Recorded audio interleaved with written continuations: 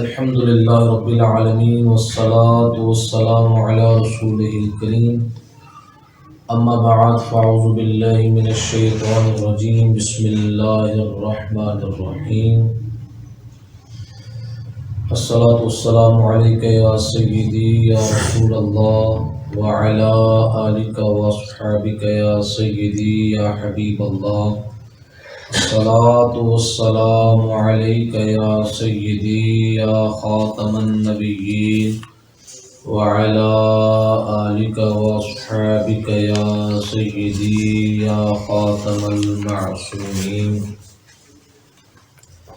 اللہ تبارک و تعالی کی حمد و ثنا اور آقا دو عالم نور مجسم شفیع امت صلی اللہ تعالی علیہ وسلم کی بارگاہ میں درود و سلام کا ہدیہ عقیدت پیش کرنے کے بعد آج ہم حضرت مجدد الفسانی شیخ احمد سرہندی رحمہ اللہ کے مکتوبات کی روشنی کے اندر عقائد اہل سنت کی تشریحات کو سنیں گے انشاءاللہ۔ کہ آپ نے مکتوبات کی یہ دوسری جلد ہے، اس کے اندر آپ نے بڑے خوبصورت انداز سے عقائد اہل سنت کو بیان فرمایا۔ اس کا حصہ ششم ہے، چھٹا حصہ، دفتر دوم اور مکتوب کا نمبر ہے 36۔ حصہ کون سا ہے؟ 36۔ حصہ ہے ششم، ششم کہتے ہیں چھٹے کو، اور دفتر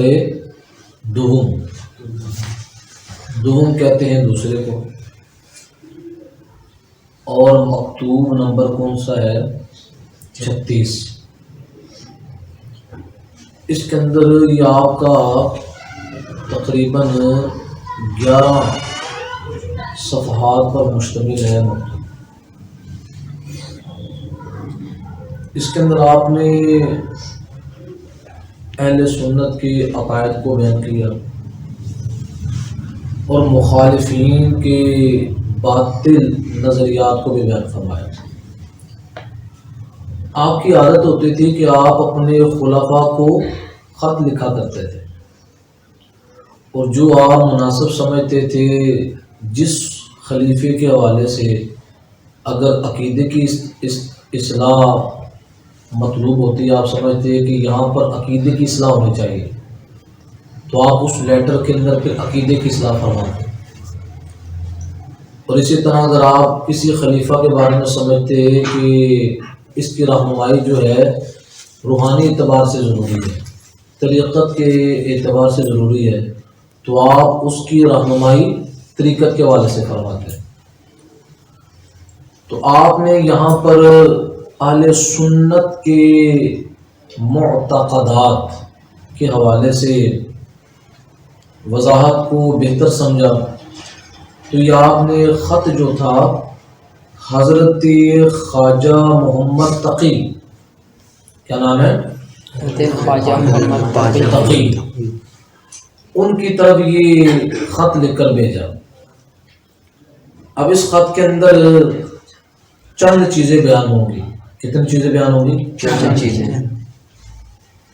ایک چیز ہے امامت کی بحث۔ کس کی بحث؟ امامت کی۔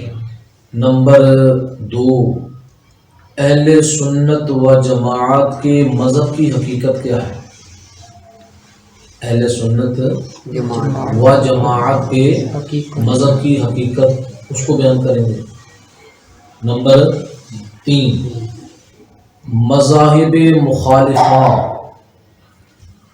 جو اہل سنت کے مخالف مذاہب ہیں اس کو بیان کریں گے۔ کتنے ہو گئے؟ تین. چوتھے نمبر پر اہل سنت جو ہے یہ درمیانے راستے کے اندر ہے کہ نبی علیہ الصلوۃ والسلام فرماتے ہیں نا خیر الامور اوسطها، تمام امور میں سے بہترین امر جو ہے وہ درمیانہ راستہ ہے. درمیانے راستے کو صراط مستقیم کہا جاتا ہے جس پر چلنے والے کون ہیں؟ اہل سنت. تو آپ چوتھے نمبر پر اہل سنت کے متوسط ہونے کو بیان کریں گے کہ اہل سنت یہ درمیان میں ہے، نہ تو بہت زیادہ حد کو کراس کر جاتے ہیں اور نہ ہی بہت زیادہ حد سے پیچھے آ جاتے ہیں. اہل سنت کی شان کیا ہے؟ یہ درمیان میں ہے، شریعت کے دائرے میں رہ کر اللہ کے نیک بندوں کی شانوں کو سمجھتے ہیں. کتنی باتیں ہوگی؟ چار. پانچویں بات ہے افراط اور تفریط کا جو رستہ ہے جس پر کئی بد مذہب لوگ چلے، اس رستوں کو بیان کریں گے. افراط کس کو کہتے ہیں، تفریط کس کو کہتے ہیں، انشاءاللہ یہ آگے جا کر سب چیزیں میں بیان کروں گا. ابھی اجمالی طور پر آپ کو میں اس خط کا کیا کرا رہا ہوں؟ تعارف کروا رہا ہوں. افراط کا مطلب ہے حد سے بہت زیادہ آگے بڑھ جانا. شریعت نے ایک چیز کی حد مقرر کی ہے، اگر اس حد سے بندہ آگے بڑھے تو اس کو کیا کہتے ہیں؟ افراط. کیا کہتے ہیں؟ افراط. الف فا را الف توئیں، اس کو کہتے ہیں افراط کا راستہ. یہ کنہوں نے اپنایا؟ روافض نے. کنہوں نے اپنایا؟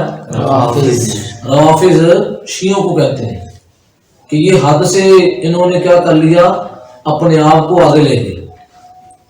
ٹھیک ہے. اور دوسرا راستہ جو تفریط کا راستہ ہے، کس کا راستہ ہے؟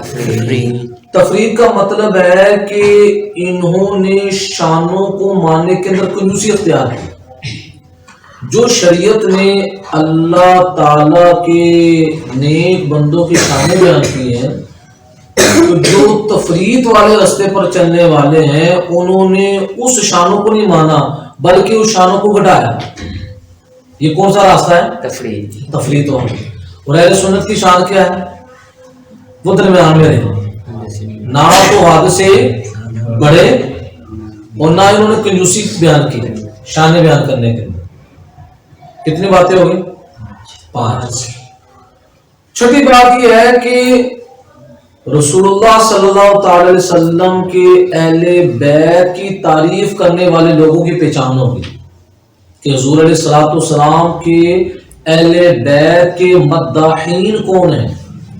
مداح جو تعریف کرنے والے ہیں. دعوے تو بڑے کرتے ہیں نا کہ حضور علیہ الصلوۃ والسلام کے اہل بیت کے کیا ہیں؟ مداحین ہیں. تو آپ اس مکتوب کے اندر اس کی بھی وضاحت فرمائیں. تو کتنی چیزیں ہوگی؟ 6. یہ آپ نے یاد رکھنا. ٹھیک ہے. پہلی کیا ہے؟ امامت کی بحث. دوسری کیا ہے؟ اہل سنت و جماعت کے مذہب کی حقیقت کو بیان کریں گے. تیسرا کیا ہے؟ مذاہب مخالفاں، جو اہل سنت کے مخالف لوگ ہیں ان کے مذاہب کو بیان کریں گے. چوتھے نمبر پر کیا ہے؟ اہل سنت جو متوسط ہیں، درمیانے راستے پر چلنے والے ہیں، اس کو بیان کریں گے. اور 5واں نمبر پر کیا ہے؟ افراط اور تفریط کو بیان کریں گے. افراط کا رستہ اختیار روافض نے کیا اور تفریط کا رستہ خوارج نے. کس نے اپنایا؟ خوارج نے. یہی وہابی دیوبندیوں نے. ٹھیک ہے. انہیں کو کیا کہا جاتا ہے؟ خوارج کہا جاتا ہے. اور چھٹے نمبر پر کیا ہے؟ نبی کریم صلی اللہ تعالی علیہ وسلم کے اہل بیت اطہار کے جو مداحین ہیں، تعریف کرنے والے ہیں، ان کو آپ اس لیٹر کے اندر بیان کریں گے وہ کون لوگ ہیں. اتنی بات سمجھ آ گئی؟ اب یہاں سے سب سے پہلے حضرت مجدد الفسانی رحمہ اللہ وہ بیان کرتے ہیں اہل سنت و جماعت کی علامت. اہل سنت اچھا یہ لفظ یاد رکھیں. اگر اس کو عربی کے اندر پڑھیں گے نا تو اس طرح پڑھیں گے اہل السنت والجماعہ. اہل السنت والجماعہ پھر جماعت کے اوپر الف لام داخل ہوگا. اگر ہم اس طرح پڑھتے ہیں اہل سنت، سنت کے اوپر الف لام نہ ہو، پھر اس کو پڑھیں گے اہل سنت و جماعت. اہل سنت پھر وال جماعت نہیں پڑھیں گے. اس طرح یہ میں اس کی آپ کو وضاحت کرتا ہوں، اس کو بتاؤ ذرا یہ سمجھ لو. یہ دیکھو اگر اس طرح ہو نا اہل السنتی، یہ عربی کے اندر پھر اس طرح پڑھیں گے اہل السنت والجماعہ. اور اگر اس طرح ہو اہل سنت کیا ہوگا آگے والجماعت، پھر یہاں پر الف لام داخل نہیں کریں گے. یہ ہمیں اپنے ٹائٹل کا صحیح پتہ تو ہونا کہ ہم نے اس کو پڑھنا کس طرح ہے. بعض ہمارے سنی حضرات اس ٹائٹل کے اندر بڑی غلطیاں کر جاتے ہیں، اس کی تصحیح نہیں ہوتی، بہت غلطیاں کرتے ہیں. کوئی کیا ہوتا ہے اہل سنت والجماعت، کوئی کہتا ہے اہل السنہ والجماعت. تو صحیح کیا ہے؟ اگر عربی کے اندر پڑھیں گے اہل السنت والجماعہ، اور اگر اس کو اس طرح پڑھیں گے اہل سنت والجماعت. ٹھیک ہے. تو اب یہاں پر حضرت مجدد الفسانی رحمہ اللہ اہل السنت والجماعہ اس کی علامات بیان کر رہے ہیں، اس کی پہچان کیا ہے. کیونکہ کوئی بھی شے اپنی علامت سے پہچانی جاتی ہے. ہمیں کیسے پتہ چلے گا اس معاشرے کے اندر سنی کون ہے؟ کئی لوگ سنی ہونے کا دعویٰ کرتے ہیں نا، وہ کہتے ہیں اصلی سنی ہم ہیں. اصلی سنی دیوبندی کہتے ہیں اصلی سنی، وہابی کہتے ہیں اصلی سنی، اور بریلوی ہم ہیں. ہمارا یقیناً دعویٰ ہے اور یہ دعویٰ حق ہے. اصلی سنی کون ہے؟ ہم ہیں. اصلی سنی ہم ہیں. اب یہاں پر حضرت مجدد الفسانی نے علامت بیان کی، کیونکہ علامت سے پہچاننا آسان ہو جاتا ہے. اب میں یہ آپ کے سامنے علامت بیان کروں گا نا، اب آپ اس علامت سے آپ کو پتہ چل جائے گا کہ اصلی سنی کون ہے. تو حضرت مجدد الفسانی رحمہ اللہ فرماتے ہیں من علامات اہل السنت والجماعہ تفضیل الشیخین و محبت الخطنین. کیا ہے لفظ؟ تفضیل الشیخین، لفظی پڑھو تفضیل الشیخین و محبت الخطنین. شیخین کو فضیلت دینا، شیخین کو فضیلت دینا، اور خطنین سے محبت کرنا، اور خطنین سے محبت کرنا. اب شیخین کون ہے، خطنین کون ہے، یہ بھی ہمیں پتہ چلنا چاہیے. شیخین سے مراد ہے حضرت سیدنا ابو بکر الصدیق رضی اللہ تعالیٰ عنہ اور حضرت سیدنا عمر فاروق رضی اللہ تعالیٰ. ان دونوں بزرگوں کو کیا کہا جاتا ہے؟ شیخین کہا جاتا ہے. کیا کہا جاتا ہے؟ شیخین. اور خطنین اس سے مراد ہے دو داماد. دو داماد حضرت سیدنا عثمانی غنی رضی اللہ تعالیٰ عنہ بھی حضور کے داماد ہیں، حضرت مولا علی رضی اللہ تعالیٰ عنہ بھی حضور کے داماد ہیں. تو دو دامادوں سے محبت کرنا، یہ دونوں چیزیں جس سینے کے اندر جمع ہوگی وہ سنی سینہ ہوگا. ایک کافی نہیں، دونوں چیزیں کیا ہے سنی ہونے کے لیے ضروری ہے. کس ہونے کے لیے؟ کہ اس سینے کے اندر شیخین کی فضیلت ہو. کیا مطلب ہے؟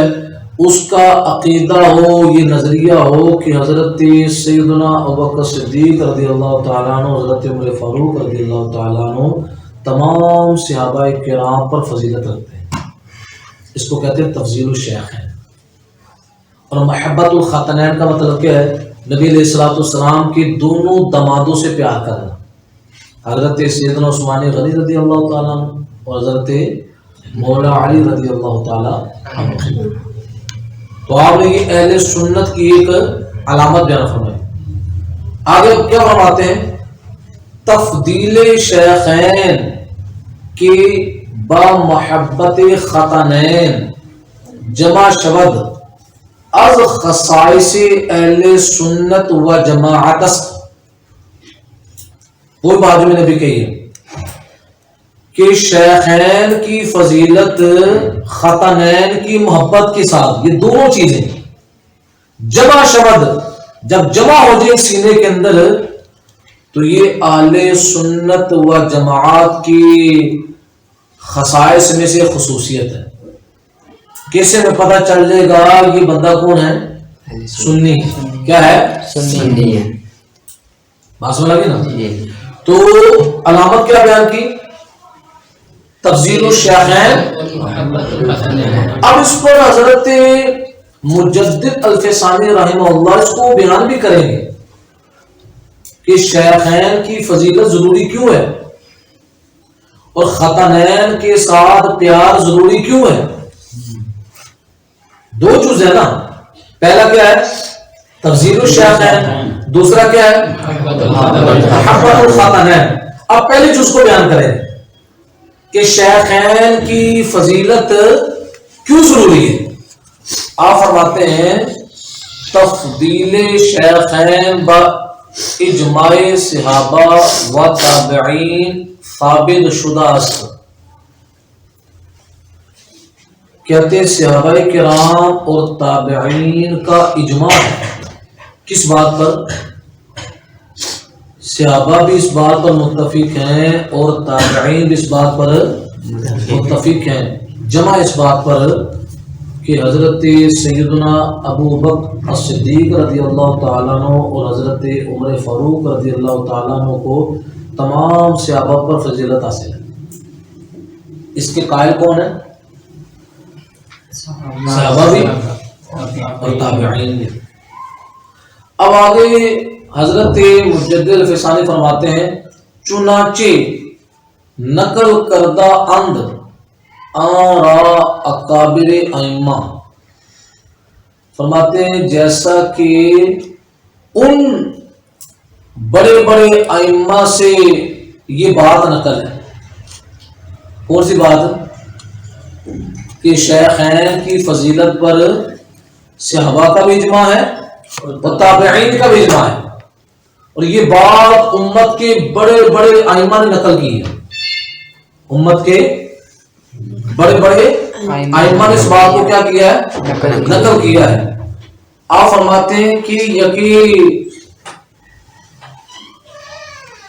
عزیز شاہ امام شافعی و شیخ ابو الحسن اشعری می فرماید. فرماتے ہیں ان بڑے بڑے ائمہ میں سے ایک امام شافعی بھی ہیں.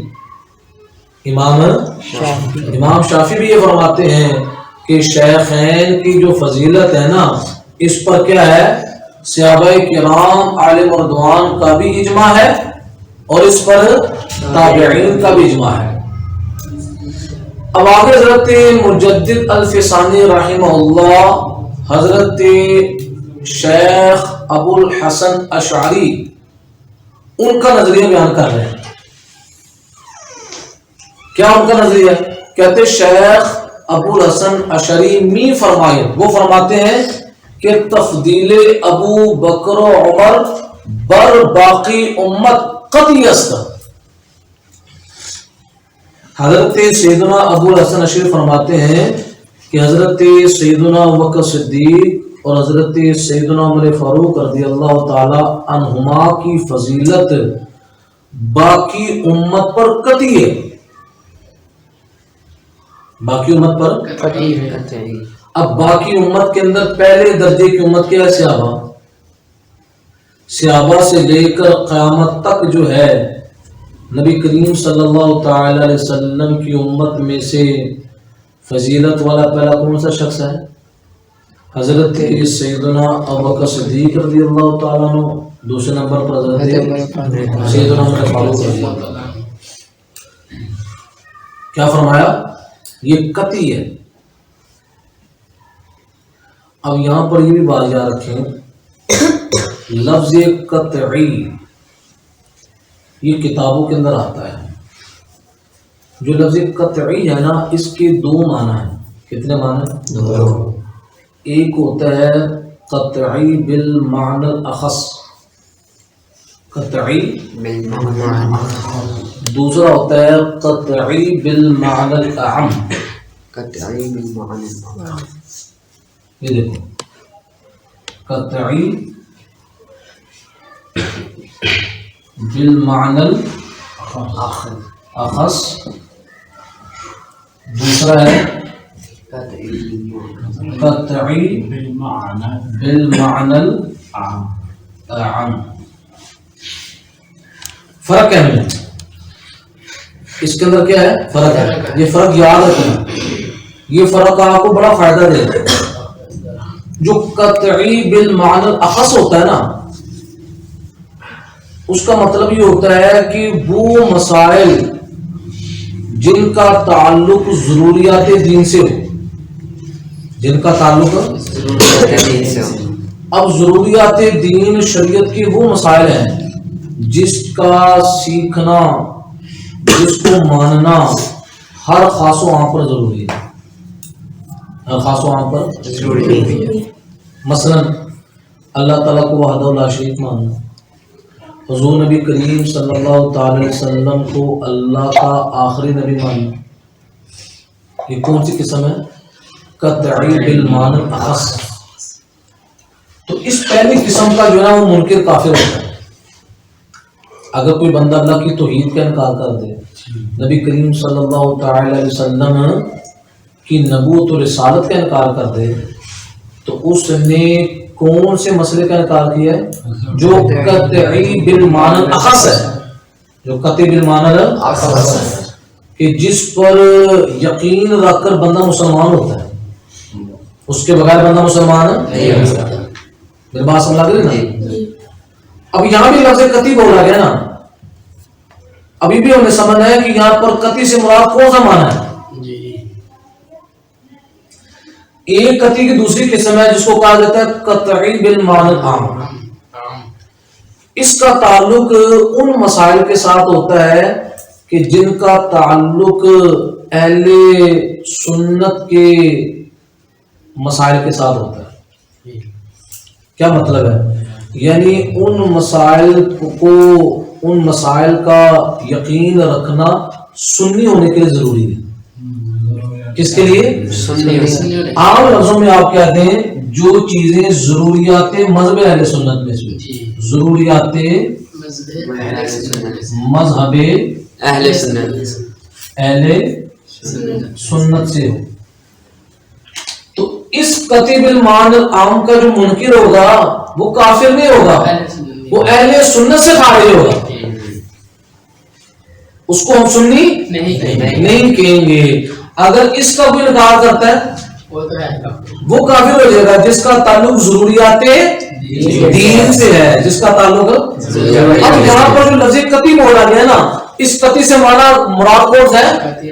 قطعی بالمعنی العام ہے، یعنی جو حضرت سیدنا ابو بکر صدیق، حضرت سیدنا عمر فاروق رضی اللہ تعالیٰ عنہ کی فضیلت کو نہیں مانتا، وہ اہل سنت سے کیا خارج ہے، وہ سنی نہیں ہے۔ اگر وہ دعویٰ کرے گا کہ میں سنی ہوں تو ہم سنی اس کو ماننے کے لیے تیار نہیں ہیں۔ آج کچھ ایسے اہل سنت کے اندر لوگ ہیں، اہل سنت کے اندر لوگ وہ یہ عقیدہ رکھتے ہیں، وہ کہتے ہیں کہ حضرت بکر عمر رضی اللہ تعالی عنہما کی جو فضیلت ہے نا، تفضیل باقی امت پر قطعی نہیں ہے بلکہ ظنی ہے۔ کیا ہے؟ ظنی۔ کیا ہے؟ ظنی ہے۔ کیا ہے؟ زنی کا مطلب کیا ہے؟ زنی کا مطلب ہے مان لو پھر بھی ٹھیک ہے، نہ مانو پھر بھی ٹھیک ہے۔ ان کے کہنے کا مقصد ہے بندہ سنی ہونے سے خارج ہے۔ حالانکہ حضرت مجدد الفسانی یہاں پر کیا بیان فرماتے ہیں؟ یہ قطعی ہے، بندہ سنی نہیں۔ تو لہذا جو بندہ آج یہ کہے کہ حضرت سیدنا ابوبکر صدیق رضی اللہ تعالیٰ عنہ، حضرت سیدنا عمر فاروق رضی اللہ تعالیٰ عنہ کی فضیلت باقی امت پر قطعی نہیں ہے بلکہ کیا ہے؟ ظنی ہے، تو ایسا شخص کیا ہوگا؟ اہل سنت سے خارج ہے۔ اور خارج ہم اس کو نہیں کہہ رہے، یہ 14 صدیوں کے خلاف کہہ رہے ہیں، کیونکہ اہل سنت کی پہچان ہے۔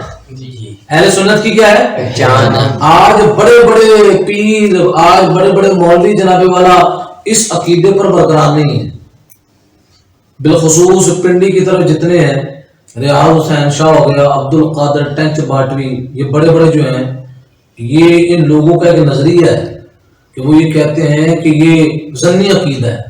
کون سا عقیدہ ہے؟ ظنی۔ حالانکہ مجدد الفسانی رحمۃ اللہ تعالیٰ کیا فرماتے ہیں؟ یہ کون سا عقیدہ ہے؟ قطعی ہے۔ کیا ہے؟ قطعی۔ تفضیل الشیخین کا عقیدہ کیا ہے؟ قطعی ہے۔ بولو، تفضیل الشیخین کا عقیدہ کیا ہے؟ قطعی ہے۔ اور قطعی کون سی قسم ہے؟ اس کا کیا مطلب ہے کہ اس کا منکر کون ہے؟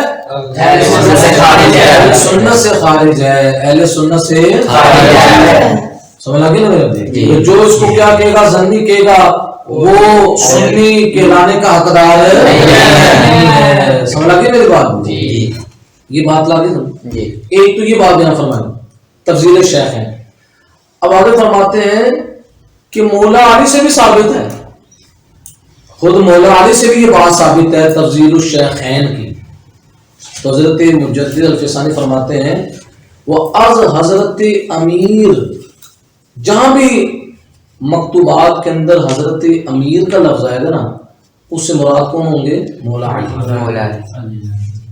کہتے وہ از حضرت امیر نیز بتواتر ثابت شدہ است، کہتے حضرت مولا علی سے بھی یہ بات تواتر سے ثابت ہے، یہ بات تواتر سے ثابت ہے۔ تواتر سے ثابت ہے کیا؟ کہ در زمان خلافت و اوان مملوکت خود در حضور جم غفیر بگروہ خود می فرمود کہ ابو بکر و عمر بہترین کی امت اند۔ آپ فرماتے ہیں آپ نے اپنی خلافت، اپنی حکومت کے وقت میں جم غفیر کے سامنے، کس کے سامنے؟ جم غفیر کے سامنے آپ نے بات خود فرمائی۔ کیا فرمائی؟ ابو بکر و عمر بہترین ای امت اند، کہ اس امت میں سے بہترین کون ہے؟ حضرت سیدنا ابوبکر صدیق اور حضرت سیدنا عمر فاروق رضی اللہ تعالیٰ عنہ۔ تو اس بات کو مولا علی بھی مانتے ہیں، اور جو آج مولا علی کی محبت کے دعوے کرتے ہیں تو مولا علی کی بات کو نہ مانے، وہ مولا ہی ہو سکتا ہے؟ نہیں۔ اصل کے اندر مولا ہی کون ہے؟ ہم ہیں۔ مولا ہی کون ہے؟ ہم ہیں، کہ ہم حضرت مولا علی رضی اللہ تعالی عنہ سے جو بات تواتر سے ثابت ہے، کیا ہے؟ تواتر سے ثابت ہے، اس بات کو ہم ماننے والے ہیں کہ حضرت سیدنا ابوبکر صدیق رضی اللہ تعالیٰ عنہ، حضرت سیدنا عمر فاروق رضی اللہ تعالیٰ عنہ اس امت میں سے کیا ہے؟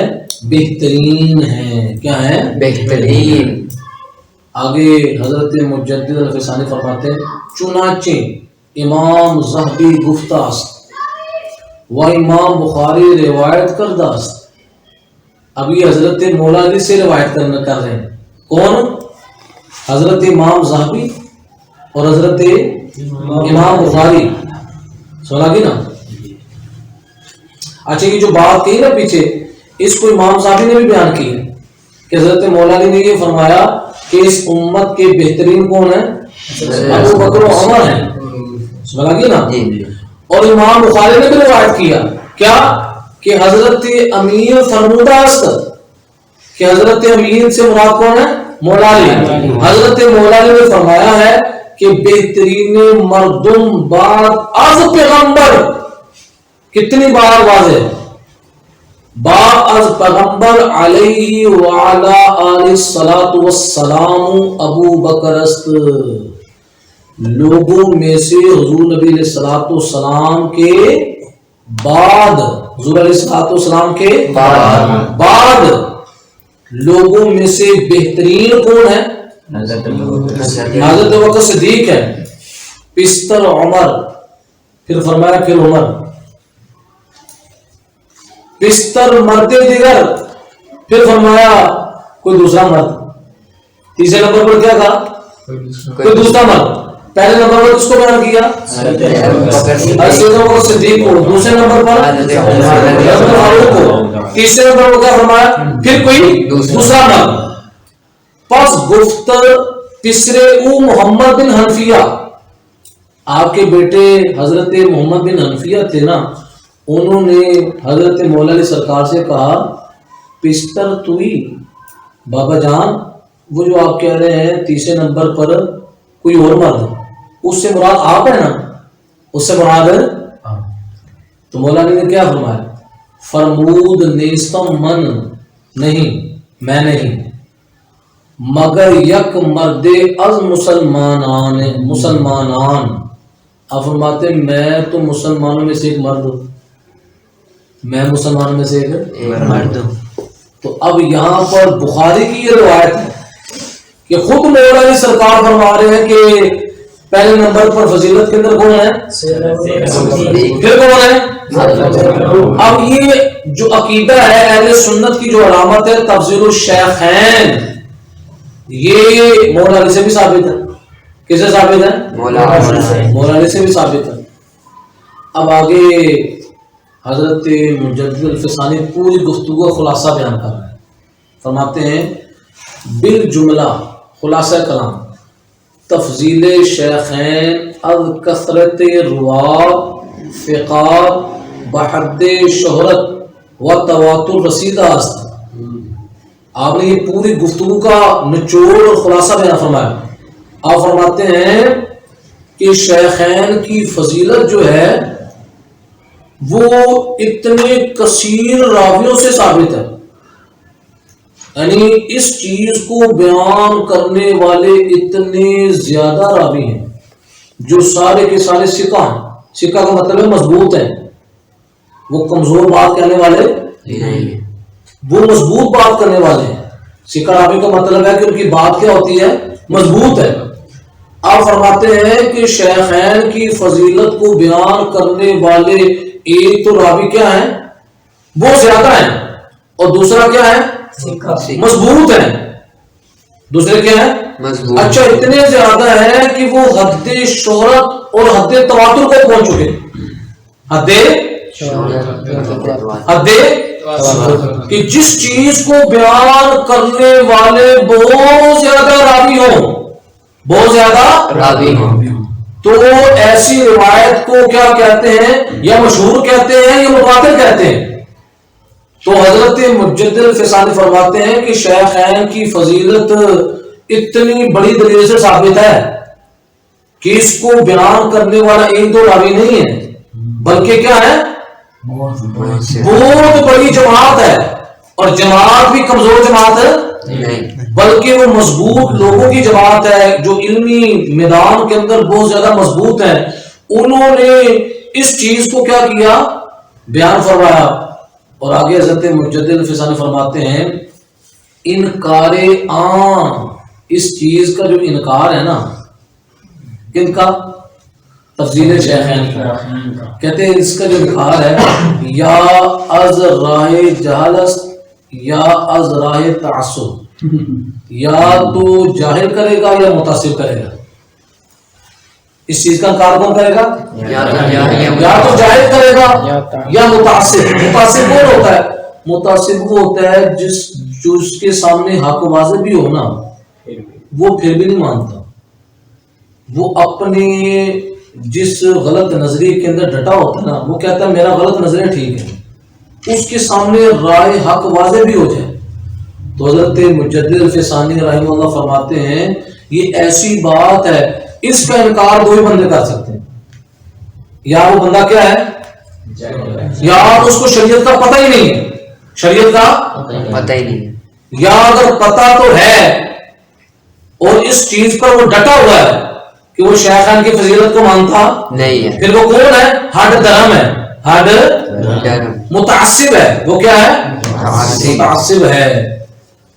اور آگے کیا فرمایا، وہ چون مجا، بڑی پیاری بات آگے آپ نے بیان فرمائی، آپ فرماتے ہیں وہ چون مجال انکار نیافت عبد الرزاق کہ از اکابر شیعہ است، کہتے جب انکار کی گنجائش عبد الرزاق نامی ایک شخص ہے جو شیعہ مذہب میں سے بہت بڑا ان کا عالم ہے،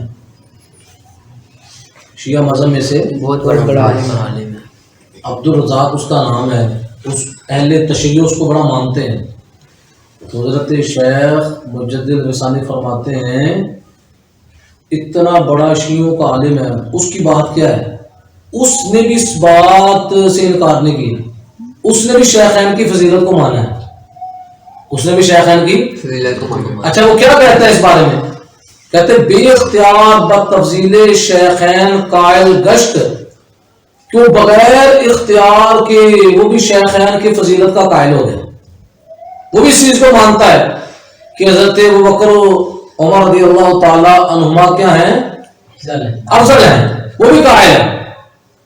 وہ گفت، اور اس نے کہا، اب اس نے کیا کہا عبد الرزاق نے، جو شیعہ ائمہ میں سے بہت بڑا امام ہے، شیعہ ان کو مانتے ہیں اپنے مذہب کا بہت بڑا امام، اس نے کیا کہا کہ چون علی شیخین را بر خود تفضیل دادا، کہ جب حضرت مولا علی سرکار شیخین کو اپنے آپ پر فضیلت دے رہے ہیں تو کہتا ہے من ہم بے تفضیل ایشارہ بر بے تفضیل میں دم، تو میں کون سا آتا ہوں کہ میں حضرت مولا علی پر شیخین کو فضیلت نہ دوں، جب مولا علی دے رہے ہیں تو میں بھی فضیلت دیتا ہوں۔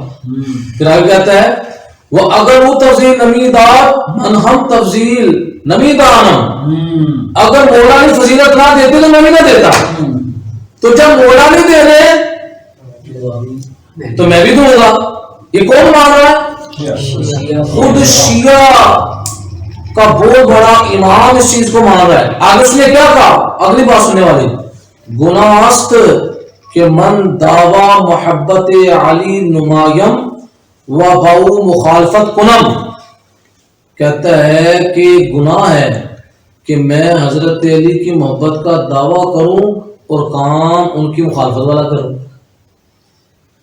کہ میں کیا کروں، اپنے آپ کو مولائی کہوں، اپنے آپ کو مولائی کہوں، ان کی محبت کا دعویٰ کروں، اور بات کون سی بیان کروں جو ان کے موقع کے خلاف، کہتے لہذا میں ایسی بات نہیں کہہ سکتا۔ یہ حضرت مجدد الفسانی رحمہ اللہ نے اس کمپنی کو بتایا ہے تو چلو تم دیگر کی بات نہیں مانتے، اس کی بات ہی مان لو، تمہارا اپنا بندہ کہہ رہا ہے کہ شیخین کی فضیلت حضرت مولا علی پر کیا ہے، ثابت ہے، کیا ہے، ثابت ہے۔ اب یہ ہم نے اہل سنت کی علامات میں سے جو پہلی علامت ہے کیا ہے، تفضیل الشیخین، اس کی وضاحت حضرت مجدد الفسانی نے جو بیان کی ہے نا، اس کو یہاں تک ہم نے پڑھا ہے۔ اب دوسری شکل جو ہے، دوسری جز و محبت الختنین، انشاءاللہ العزیز اس کے بارے میں ہم کل کے درس کے اندر انشاءاللہ اس کو پڑھیں گے۔